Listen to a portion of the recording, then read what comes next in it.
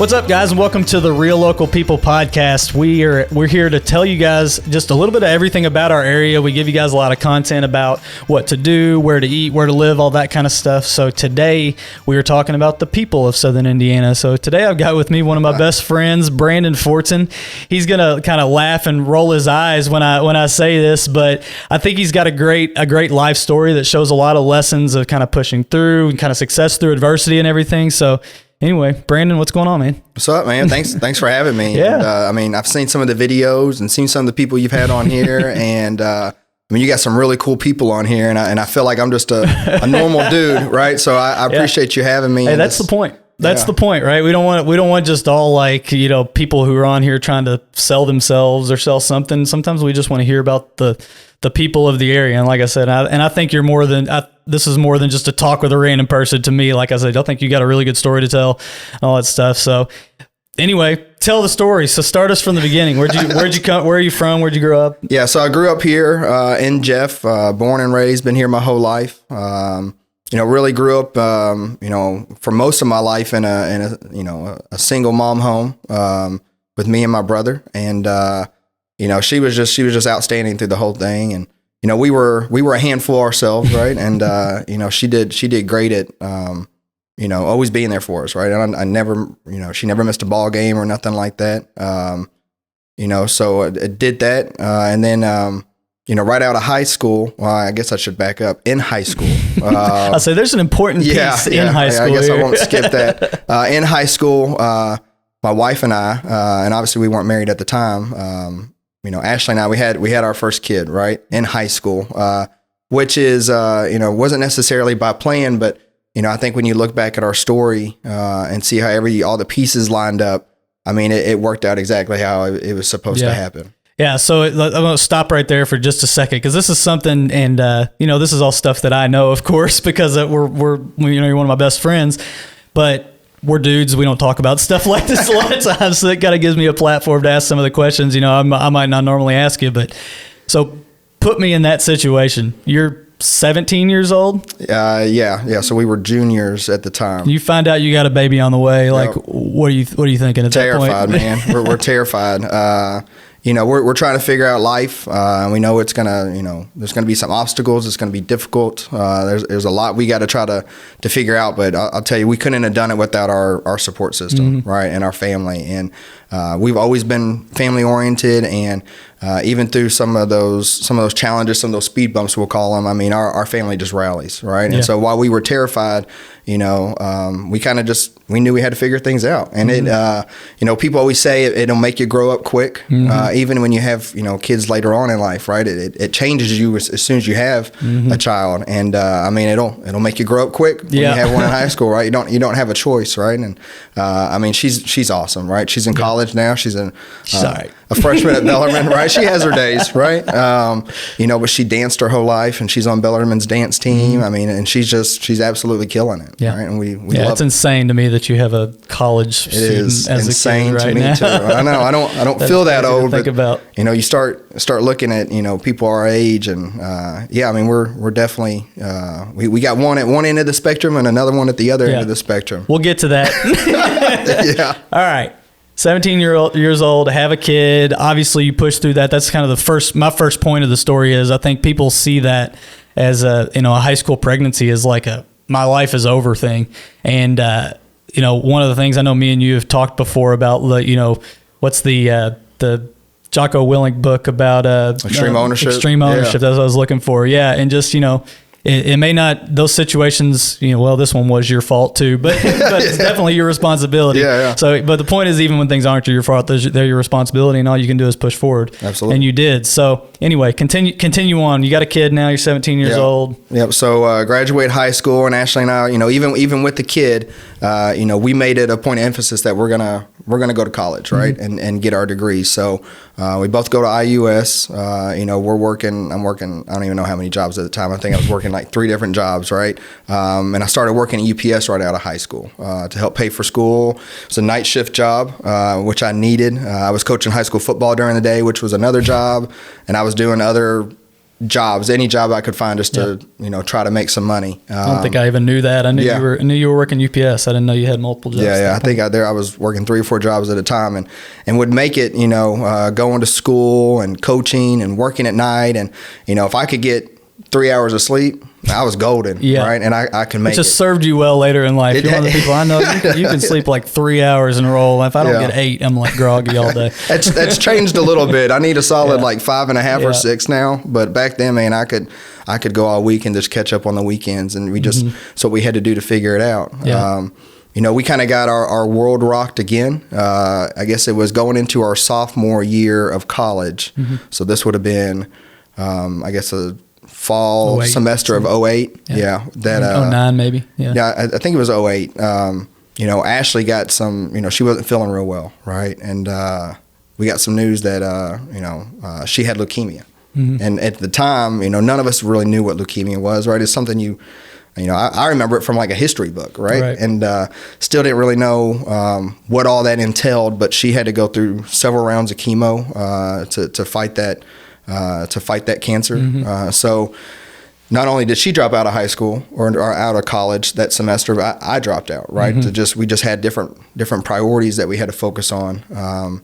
And once we did that, she got healthy after those 3 rounds of chemo, which, I'm going to speed over. What period of time was that over? Yeah. So that would have been from, we'll call it, August of 08.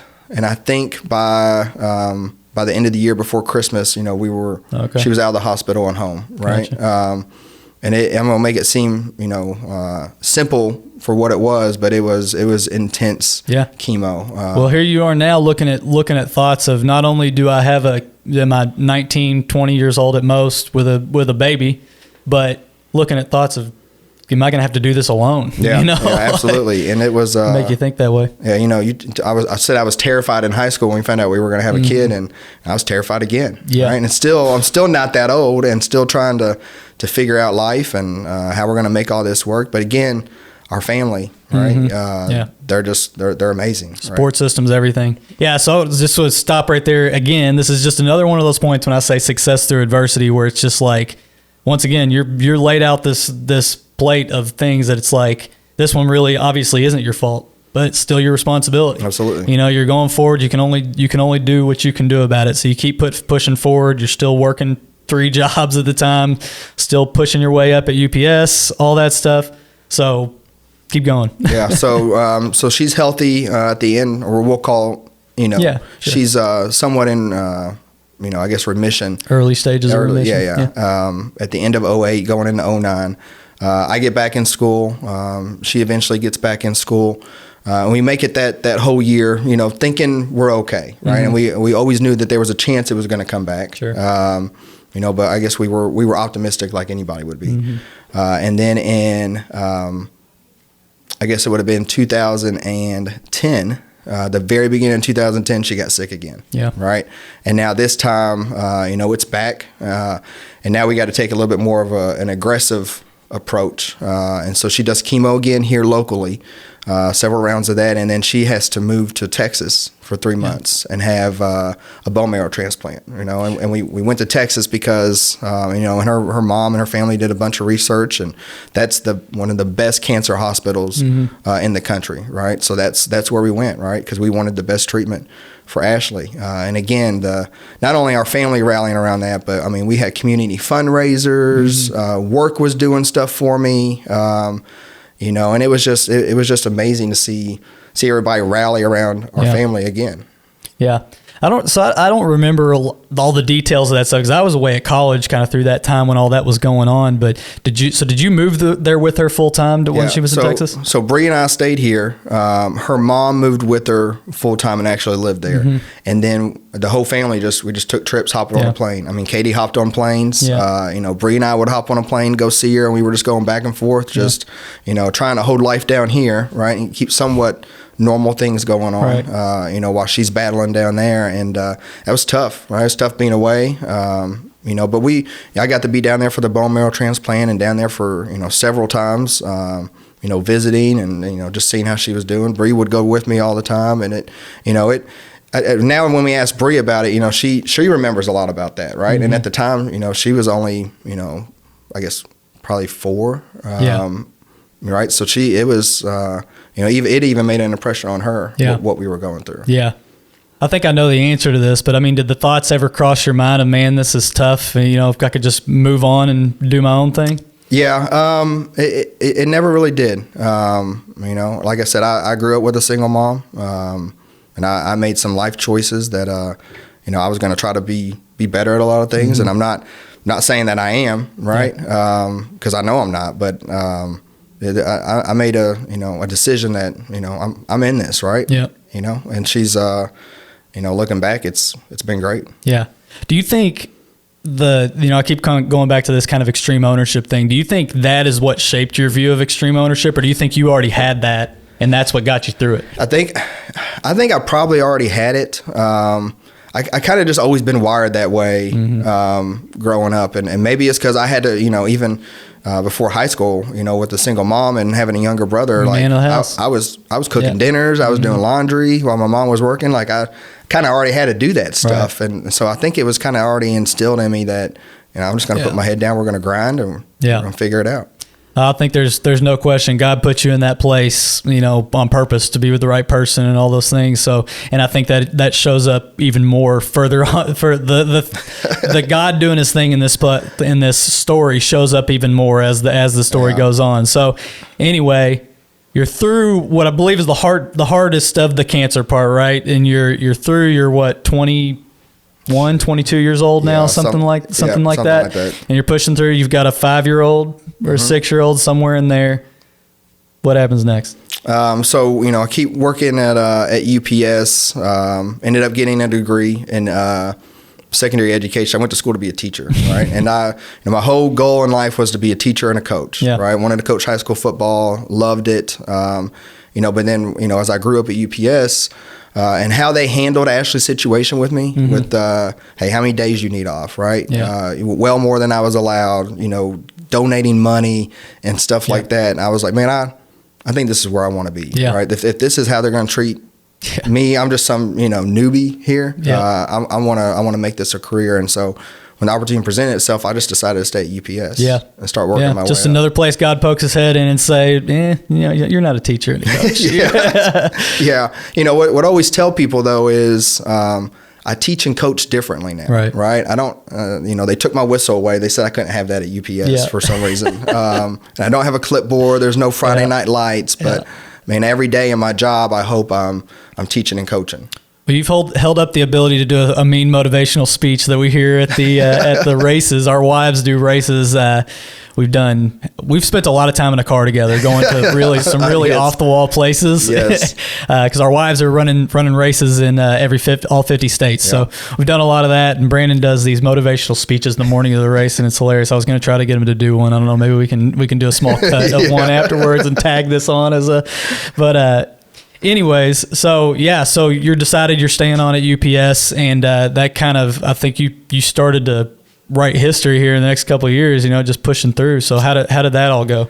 The whole UPS thing? Yeah. So it went great. I love what we do, and I love how we do it and the people that we do it with, and it's been a great place to have a career. And I've been fortunate enough to have a lot of different experiences there and been in a lot of different positions. And you talk about, God opening, closing one door, but maybe opening one that you weren't ready for. And I saw that in high school, and, we'll see that later on. I'm sure we'll get to it. But the same thing happened at UPS, right? I had different experiences that, if I wouldn't have been exposed to, I probably wouldn't be in the position that I am at the company.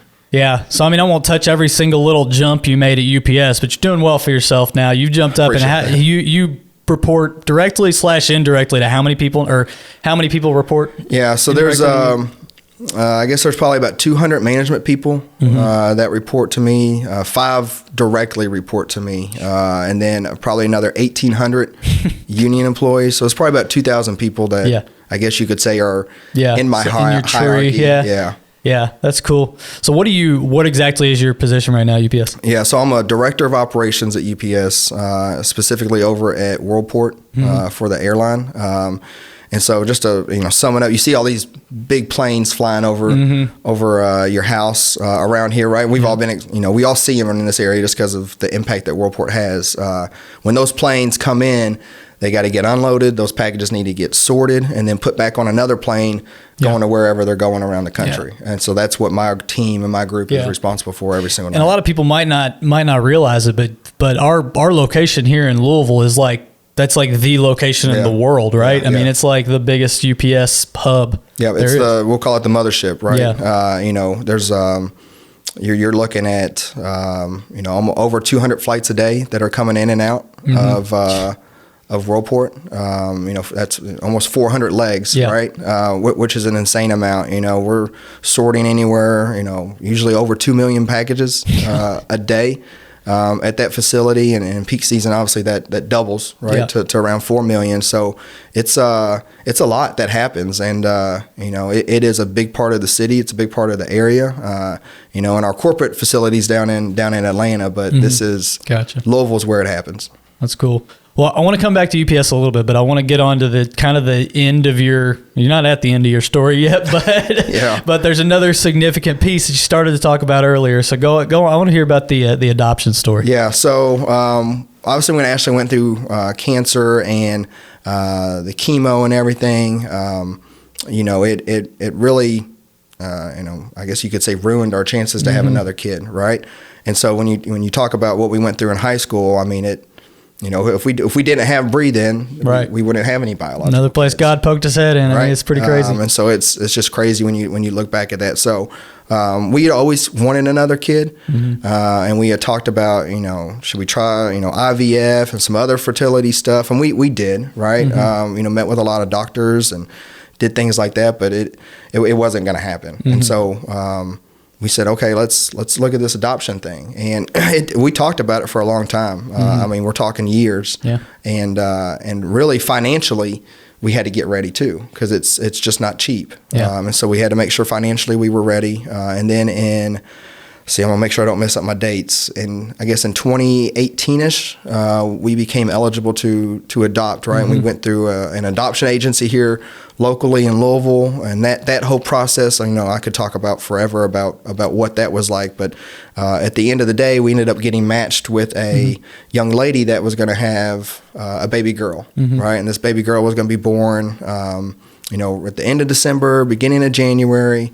And so we were ready to go, right? We were pumped up. We were going to have another kid, right? Had the nursery ready and everything. Going to be a girl dad again. We got a decked out nursery, and we're just, we're just tickled to death. Our family's tickled to death. And as we get closer to that due date, some, maybe not red flags, but there were some hesitations that started popping up on the birth mom's end, right?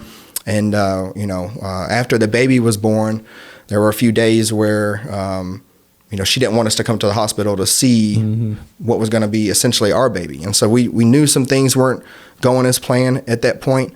And then on a Friday morning, our social worker from the adoption agency showed up at our house, right? And normally when people show up at your house, especially now in today's time, it's not always going to be a good conversation. And so, as soon as I saw her at our front door, my heart just sank. And the birth mom had decided to change her mind, right? And was going to keep the baby now. And we've never had a miscarriage. I'm not going to say that it is exactly like a miscarriage, right? Sure felt like it. But to us, that's what it felt like. Yeah. We got a nursery ready, got all these girl clothes. We're ready to bring this baby home from the hospital, and the carpet just gets pulled out from underneath us. Yeah. And so. That weekend was a mess. It was an absolute mess. And we ended up going to church on Sunday. I talked to Ashton to going to church, which was super emotional to be there. Remember that service? And our pastor called us up, prayed for us, and we're bawling in there. And on the way home, I guess we got home and got settled. Our social worker called us again from the hospital. So this is only 2 or 3 days removed from being told you're not getting a baby. And now she's like, hey, don't necessarily want you all to get your hopes up, but there's another birth mom that just gave birth to a baby boy and decided to put him up for adoption. Are you guys are you guys okay? Are you still interested? Is it, obviously you just got your world rocked. Yeah. And we without hesitation, like, yeah, heck yeah, we're interested. And so I'm talking to the social worker on the phone, and I remember telling Ashley this after the fact. She told me, she said, look, Brandon, don't tell Ashley this, but you're going to get picked, right? She's looking for a biracial family. We know what she's targeting. The chances are high, right? But don't get Ashley's hopes up, but I want you to be prepared. Right. This is probably going to happen. Yeah. And so a few hours go by, and we get another phone call that, okay, within the hour, you need to be at the hospital. You need to come with boy clothes, right, which we didn't have any of.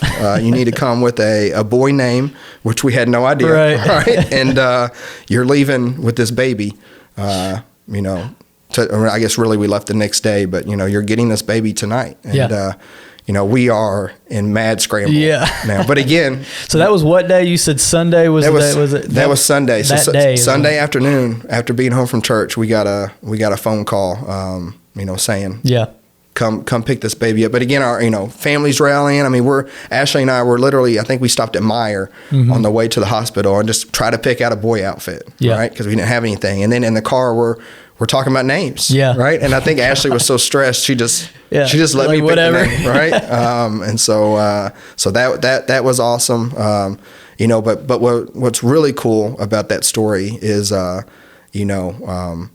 the baby girl we were supposed to get was born the same day that our son was born.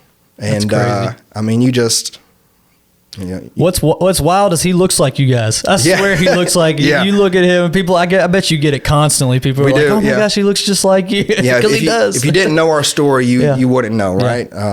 Because he does. He fits right into our family. And it's just another example of, God's got different plans for us, right? And he knows at the end of the day what it's going to look like, and we're going to question it through the process. We were questioning all kinds of things on Friday. I know I was personally, but we don't always see the end game. Yeah, absolutely. I think that's why I said that now that everybody's heard that story, I think you can see why I said it's a push through the adversity kind of thing. And it's I'm sure every single one of those little pieces along the way made you feel like the world was just ending. Absolutely. And now you're in a position you're like, you probably can't imagine it any other way. Yeah, no, we could never go back, man. It's everything's worked out, not exactly how we wanted it, but it's worked out great. Yeah. Well, that's awesome. Well, I wanted to pop back, not to lighten the mood here a little bit. I want to come back to the UPS thing just a little bit, because I think there's some pretty good opportunities for people to know about out there. I think UPS almost always hiring people, right? Yeah. So tell them a little bit about what UPS provides and, what kind of opportunities are available. Yeah, absolutely. So, it's a great place to work. I'll be 18 years in June. And most people aren't going to stick around in a company for that long if they don't like it, right? But right out the gate, you're getting what I would consider some of the best benefits that you're going to get, right? From a healthcare standpoint, from a pay standpoint, you're going to be well over $20 an hour. And then I think what the biggest thing is, especially for kids in our area, is you come work night shift and you're getting your school paid for, right? You can get you can graduate college with no debt, and that has the ability to set you up for the rest of your life, right? So not only are there a lot of career opportunities there at UPS with the size and the scope that we have here in Louisville, but you're going to get your degree on us, and then be able to do what you want. Yeah, so if you're looking for it, I mean, you got a walking testament right here. Somebody who came in that position, got a school paid for, worked that night shift job, pushed through, and like you heard now, he's got 2,000 some odd people indirectly reporting to you. So I mean, it's obviously it's yours to take. I mean, it's not like your teaching degree did much for you in your career path. That's not why you moved on. Right. It was all just hard work and putting it in and being there when you're needed and all those. So I think anybody else could do it too. It's available. So, so we're going to have to wrap up here pretty soon. I think we're sitting at 26 minutes right now. So we're going to wrap up, but going to add my little tagline on to the end here. We are a real estate team. So if you're watching this and you're looking to buy, sell, invest in our area, definitely get in touch with us. Don't care how you get in touch, but let us know. We'd love to help you out. Brandon, we appreciate you coming on today, man. Man, thanks for having me. Really enjoy it. Like Yeah. what you're doing. Keep up the hard work. Appreciate it.